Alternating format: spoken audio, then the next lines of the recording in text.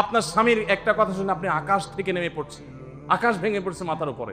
কি এটা বললো সে, আপনি ডিপ্রেসড হয়ে যাচ্ছেন। আরে বোন, ডিপ্রেসড হচ্ছেন কেন? এটা কেন? আরো শক্ত কথা আপনাকে বলতে পারে, এটা আপনি মাথায় রাখেন।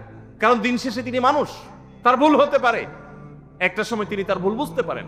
দাম্পত্য জীবনে যদি স্বামী স্ত্রী উভয়ে যদি ধৈর্যশীল না হয়, সবরকারী না হয়, হুটহাট রিয়াকশন করে ফেলে, কখনো দাম্পত্য জীবনে সুখী হওয়া সম্ভব নয়।